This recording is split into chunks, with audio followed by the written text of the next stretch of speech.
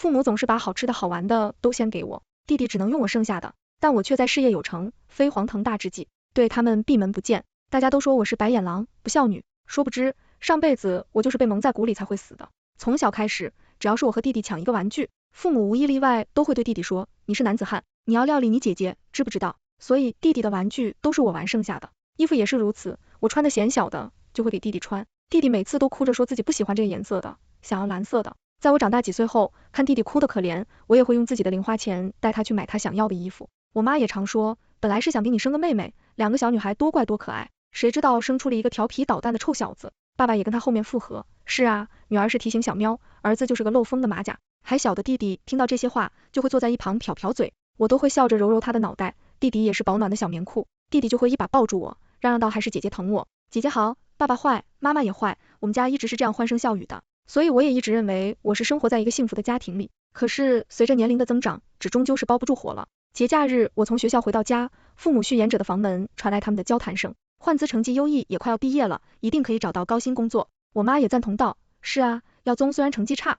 不过还好他有个姐姐，到时候能给他付个房子首付，好讨老婆。我站在门外听着这些话，竟有些恍惚，都不能相信，那门里的是平日如此疼爱我的父母。父母从小就严苛管教我的学习，我只要考不进前3名，就会被惩罚写题，不喜欢不睡觉。但父母事后又会苦苦婆心的对我说，爸爸对你之所以这样严厉，是希望你可以成才，所以他们含辛茹苦让我考上好大学，到底是为了我有一个光明的未来，还是为了让我变成弟弟的垫脚石？晚上吃饭，我一直闷着头没有说话。我妈是谈导，焕姿毕业之后想找个什么样的工作呀？见我不说话，他们便一同为我规划起来了。年轻人不要怕吃苦，努力赚钱，以后的生活才能幸福无忧。我心里有些疑惑，是为我未来生活幸福，还是为弟弟未来生活无忧？累死之后，我就很少回家了。我无法质疑他们以前对我的爱是假，可是弟弟在高中就已经开始为他计划的房子，而对我的计划只是赚钱给弟弟凑首付的工具人。直到我毕业开始工作以后，他们让我交出每个月的大部分工资，说怕我乱花，帮我存钱。我并没有拒绝，因为爸爸妈妈除了上次被我听到的交谈以外，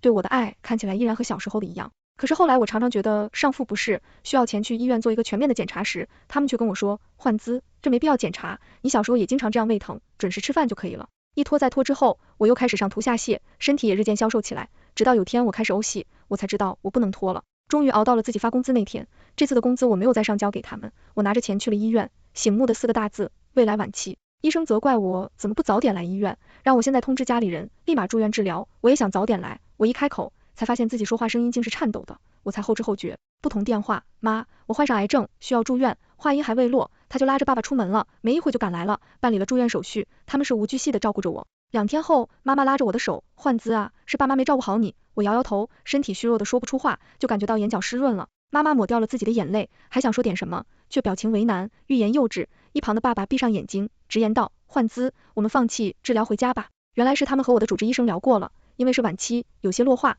能治疗，但很难完全治愈。就算保守治疗，也需要每天服用药物且定期化疗，每天住在医院，还有治疗以及治疗后的每天需要的药物，不是一笔小数目。所以他们不愿意继续花这钱。离开医院以后就给我断了药，我被困在这床上等死的绝望，是无比痛苦的，比身体的疼痛还要痛苦。直到有一天，我躺在房间，听到他们在门外和弟弟说，你也这么大了，考上驾照，用你姐这些钱去买个车。弟弟有些不解，那姐姐怎么办？都不知道能活到什么时候呢？我妈生他的口气，我爸理直气壮起来，就算你姐姐没这个病，她赚的钱也是为了你呀，毕竟你能给我们李家传宗接代，你的孩子能姓李，你姐的孩子能骂。我妈也劝道，你要只拿你姐赚的钱有愧，这些天你就好好照顾她，这样就能先理得了。我弟弟也好像反吸了起来，好吧，他可真可怜，你姐从小就是个病样子。我不知道我爸是抱着什么样的情绪说的，小时候身体不舒服，就往医院扔了不少钱。我听着这些话无比悲愤，拼命抓着被褥。我死于这天之后的1周，不知道是被病魔身体上折磨的，还是被他们在精神上折磨的，总之我没有撑住。谁知道我竟重生在了当初从学校回到家，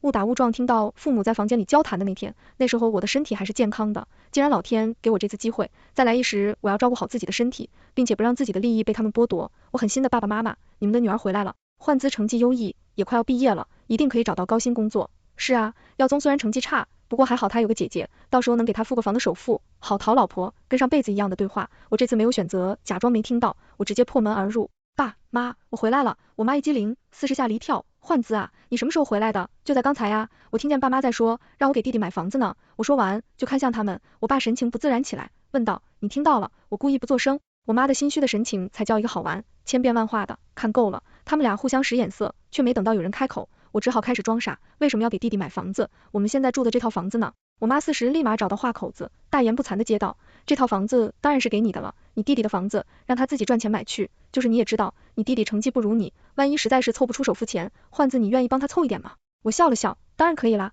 毕竟爸爸妈妈把这套房子都先给我了。妈妈摸着我的头，说我懂事，我心里却在想，看你们装到什么时候。饭桌上，我没有像上辈子娘闷着头不吱声，我主动和弟弟说话，弟，你知道吗？我们家这套房子，爸妈说给我了，你以后要自己买房子了。没等弟弟开口呢，我就用上辈子他们对我说的话，对了弟弟说，年轻人要肯吃苦，知道吗？你现在正是好好学习的年纪，就要刻苦学习，以后出了社会要拼命工作。才不是呢，爸妈说了，这房子归我。弟弟说的真正有词，因为小时候的玩具啊、衣服啊、零食啊，我都让给你了，所以这个房子该你让给我。我当然不信，我这傻弟弟，如果没有人叫他，他会说出这些话。我爸抢在我前面开口了，斥责道，你说什么呢？还没成年就要开始跟你姐抢家产了？就是啊，你这孩子吃饭别说话了。说着，我妈炒他碗你家里块排骨。弟弟以为这还跟我小时候抢玩具一样，爹爹不羞起来，家产本来就是我的呀，你们说好给我的，怎么还要跟我姐抢？小时候我跟他抢玩具，早就抢够了。我爸一拍桌子，幕后道闭嘴，我刚才自顾自的吃饭早就吃饱了。我笑的一命演完了，我用餐厅纸擦了擦嘴，继续道，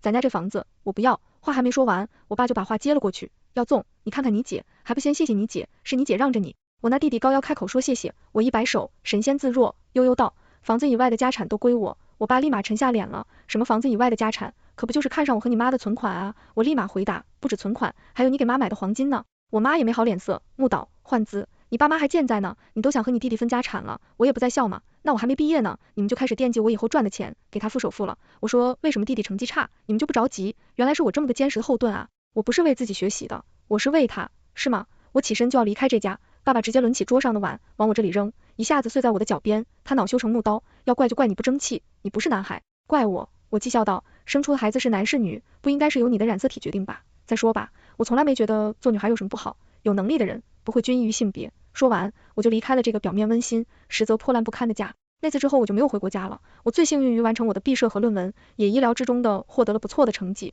到了毕业该找工作的时候，我的父母又不出所料的给我打电话，让我回家看看。换资上次是爸爸语气中了，爸爸向你道歉，妈妈也在电话里劝我，换资你快回来吧，我们都想你了，爸妈跟你道歉行不行？我回到家以后，他们对我的态度真的是180度大转变，对我殷勤又亲近。要是我没有重生，我真的会被他们骗到。可是只要一想到当初他们为了钱不肯为我治疗，甚至给我断药的事情，我就不可能动摇自己的态度。饭桌上，我妈一边给我夹菜，一边又开始试探我，换资，你想好找什么工作吗？我爸就接过话，现在销售赚钱很多，销售嘛，上辈子我就是听了他们说的，才选择去做了销售。那时候每天拼命努力的工作，因为工作性质，导致自己常常忘记吃饭，过了饭点才想起来，后来患上了胃癌，重来一世，我绝不可能再走老路，我找专业对口的，我要从医。我打断了他的话，我爸又喋喋不休起来，医生好是好，但没销售来钱快，因为你得先从实习医生开始。我怎么会看不出他的心思呢？我工作若无其事，倒无所谓啊，我又不急着要钱，我还这么年轻，还是你们等不到我赚大钱的时候。今天是我上辈子查出胃癌的那天，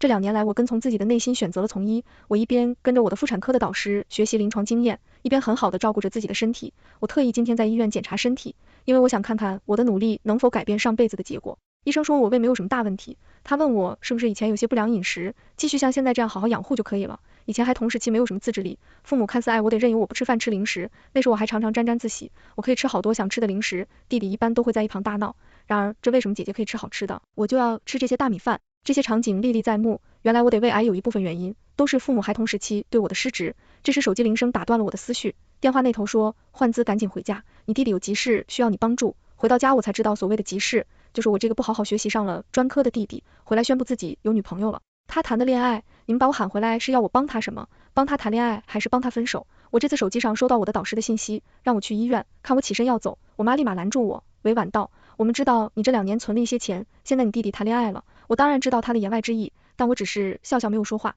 我爸当接力断档，你弟弟谈恋爱了，就意味着过2年就要结婚了，结婚不得需要房子吗？你是姑娘，是嫁到别人家的，自然就不需要房子，但你弟弟不同啊，没房子怎么娶老婆？我对着弟弟做了一个加油的手势，听见了吗？你得好好赚钱啊。弟弟抱着胳膊被为然，爸妈说了，你会给我买房子的钱。接下来我听到了让我三观崩塌的话，你想想，小时候我们多宠着你，把你当成小公主一样养着，小时候你弟弟也一直让着你，什么好吃的好玩的都是先给你，他只能用你剩下的，小时候他受了不少委屈的。是啊，我们从小就让弟弟让着你，现在你长大了，还不能让你弟弟吗？原来连小时候对我的爱都是充满了的目的性的，就是从我小时候就开始铺垫，等到我们都长大了，此情此景再说出这样的话，从小就让你弟弟让着你，你现在长大了还不能让你弟弟吗？原来这是蓄谋已久啊，一眼就能看出是重男轻女的家庭还要恐怖，这是一种新型的道德绑架吗？我死过一回的人啊，还想道德绑架我？我笑嘻嘻的说道，哎，我就不让，不是从小就要弟弟让着我吗？现在继续让他让着我呀，他养成了谦让的习惯，我可没有这习惯啊。他们四是也没想到我耍起赖了，一时就没想到什么话堵我，傻弟弟倒是有些不高兴了，口不择言起来，李环资，你真以为爸妈最爱你吗？你真以为他们不喜欢我这个儿子吗？那你说我为什么叫李耀宗呢？我怎么你会不知道呢？无语凝噎，你厉害，你光宗耀祖呗。弟弟一脸骄傲的神情，那你知道你为什么叫焕资吗？焕是鲜明光亮，开朗热情，资神字样子。弟弟接着道，焕资谐音是换资，用你来期盼我的到来，我从来没想过，就连我的名字都是重男轻女私下的产物。意外的是，我的内心竟没有了波澜，淡淡道，哇，那你厉害。弟弟没有得到他想象中的回应，恼羞成怒起来，所以你要给我钱买房子，好啊，我会给你守护钱的，我有理由想法，便答应了他。父母立马夸奖我懂事，我却觉得他们恶心，因为我这轻飘飘的一句话。接下来的几年，李宗耀更加不务正业，因为他在指望我，而我这些年一直在自己的事业里深耕，终于在这一年我成为了临床医师。他们知道以后就打电话跟我说，你弟弟这2天和他的老婆在看婚房呢，看中了几个不错的，你们要不要来帮他们挑一挑？我能听不出他们的意思吗？我笑道，我医院这里很忙，我没时间去，让他们自己挑，我到时候会出首付的。他们听到这句话才满意且放心的挂了电话。果然没几天，他们选了一个首付100万的房子，李耀宗带着他的老婆走到我面前，异口同声道，我们先谢谢姐了。哎呀，你们别急着谢我呀，房子拿到手，你们再谢也不迟呀。我心里想的却是，如果你们到时候还能谢得出来。2天后，他们打电话告诉我，已经签了合同，并且交了50万定金，问我今天能不能把100万转过去。我在电话里推辞道，爸妈，我这几天都比较忙啊，没空跑到银行办米牙，不是1周内交首付就可以了吗？等我忙过去这几天，他们连答应了。殊不知此时我已经坐在沙滩的躺椅上，吹着海风喝了椰汁了。我用了年假，别说1周了，10天内我都在海岛又在地休我的假。今天是他们合同要到期的最后一天，交不上首付，那几十万的定金就没有的退回了。我完全可以想象他们一定是满处找我，就像炸了锅的蚂蚁。而我很有先见之明的把手机关机，我坐在我的海景房里，摇晃的红酒杯，眼前的美景尽收眼底，对着遥远的他们说道，爸妈弟弟，这是我给你们上的第一课，千万不要把希望寄托在别人身上，靠人不如靠己。几天后，我回到医院要去上班，办公室门口就看到几个熟悉的身影，李耀宗一下子冲到我面前，你耍我？我凑到他耳边，悄悄的，对呀，耍你，你又能把我怎么样啊？李宗耀神情狰狞起来，李欢资，我可是你弟弟，是李家的男丁，你凭什么这样对我？就凭你无能。我答道，我爸妈也不分场合的大声训斥我，我们怎么生了你这么多白眼狼？骗你弟弟，还让我们把积蓄都搭进去了，这倒是我没想到的。渣渣嘴宽西道，这就是你们不聪明了，你们都把积蓄当定金交了，肯定得要回来呀。怎么样，你不去交首付，就是违约了。我不以为然道，把你们现在住的房子卖掉呗。我妈当即就开始撒泼，好啊，你个不孝女啊，是想让你爸妈无家可归吗？我连忙否认，怎么会给弟弟交了首付，不就有房子了？你们这么爱弟弟，跟他一辈子住一起啊？我收起我的笑容，走到办公室，这边是医院，不是患者，就不要在这里了。我看他们不为所动，我试探道，还是说你们有病？不过我这里是妇产科，不是神经科。说吧，我就关上我办公室的门，把他们的鲁马声隔绝在门外，并且联系了保安。没想到有一天我那个弟妹来到我的妇产科，她焦急道，姐，你帮我查查我怀孕了没？我信得过你，我才来的。我便安排她去抽血和做 B 超，最终结果来看是没有怀孕的。我便这样告诉了她，又提醒，如果你觉得你的身体有怀孕的迹象，你可以1-2周后再来做一次检查，因为不排除受精卵巢传晚的可能。没怀孕我就放心了，谢谢姐。她谢了又谢才离开。谁知1个多月后，她竟然来医院一闹，还带着李宗耀和他的父母，看着他们一同来到医院，我就意识到了，这又是蓄谋已久。果不其然，地面他扶着自己的肚子，控诉我诊断错误。1个多月前，李医生给我诊断我没有怀孕，这是我在其他医院诊断的，当时我显然已经怀孕1周了。瞧啊，多么无知的发言！众所周知，怀孕1周通常都是检查不出来的，除非是受精卵巢床早，而他却抓着这个漏洞来控诉我是诊断错误。李宗耀也开口了，而妇产科这位有名的李医生正是我的姐姐，可她是个不孝女，她骗走了我们父母一辈子的积蓄。李宗耀的老婆也吆喝起来，大家来看看，有名的妇产科里患者医生实际上是个不孝女。我那妈妈就在旁边抽泣着，爸爸在表现得十分失望的看着我，祈求道，焕资，我们的积蓄你拿走就罢了，但你弟弟的房子你能不能还给他？做人不能这样没良心啊。好一出精湛的表演，我听见医院的人众说纷纭，这李医生平时对我们挺温柔的呀，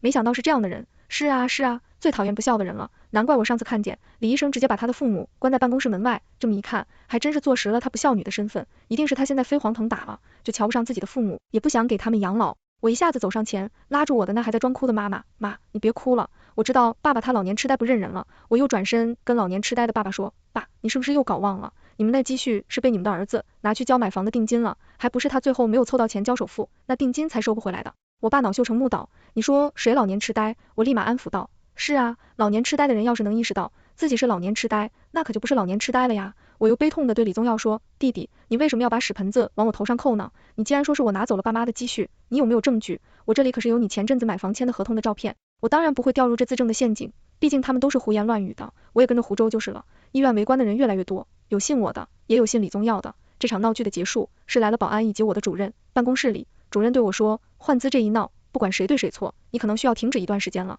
因为群众是分不清对错的。我点脸头表示理解，今晚我要回去把我所有的东西都搬出来，彻底逃离这家疯子。我刚一进门，就听见李宗耀阴阳怪气，无业游民来了，之前还嘲讽我呢，现在不还是跟我一样？一旁的弟妹也翻着白眼，说道，让他当初耍我们，现在他不是那个了不起的李医生了，看他还得意个什么劲儿。我妈也在那里犯嘀咕，早点把首付钱给宗耀不就好了，非要搞这么难看。哎，妈，你怎么知道我是来给你们钱的？这一点确实是被他说中了。一听到钱，我爸立马两眼放光，李宗耀有了之前的教训，到手就不信了，你葫芦里卖的什么药？我拿出一张银行卡，笑道，这里面是100万，是给大妈养我的10几年里花的钱，至于你们是想留着养老，还是给李宗耀付首付都随意，不过从今往后呢，我是不会回来了，咱们也就没有关系了。李宗耀开心的接过了这张银行卡，这还差不多。李宗耀他爸还跟我算起了账，那我们之前的积蓄呢？他说的是当时押的定金，最后没有回来的50万，他恬不知耻道，你还少50万。我惊讶道，那是你给你儿子买房子的定金呀，定金没了你问他要，这可跟我扯不上关系的。李宗耀老婆也怒道，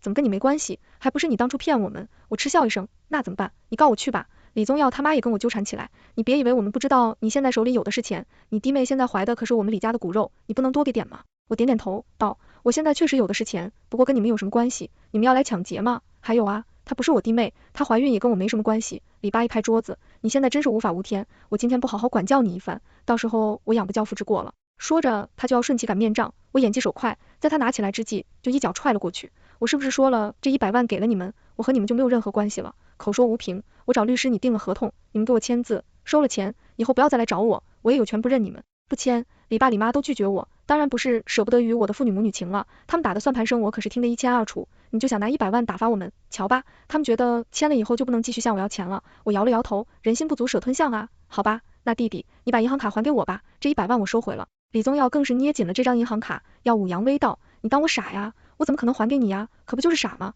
我纳闷道，你知道这张银行卡密码吗？随后李爸李妈签下了这个字，我看着这个字，满意的笑道，很好，最后一次叫你们爸的妈妈还有弟弟，这是我给你们上的第2节课，不要整天算计别人，因为没人是傻子。说完，我便拿着合同心满意足的离开了李家。我虽然被医院停职了，但我并不是一点收入没有，在我之前每个月拿着稳定的工资时，我就接触了炒股，我买下的那只股票不负我所望得涨停了多次，我赚得盆满钵满，于是我奖励了自己1套房子，我还去改了姓名，去他的换子。然而一件谁也没想到的事情发生了，通通通，一阵急凑的敲门声，我打开家门，门外是好久未见的李爸李妈，我蹙眉道，你们签了合同的，不可以再来打扰我的生活。谁想到李爸竟拽着我的手叫走，换资，你快去医院救救我们李家后代吧。哎，你别拽我，有事说事啊，我正脱开了他的桎梏，你妈祈求起我，儿媳妇在医院快要生了，但是她胃一成，手术医生说这孩子有可能生不下来，说是只有你比较擅长做这种手术，把握会大一点。听到此话，我突然觉得有些好笑，因为我停职了，我遗憾道，不好意思，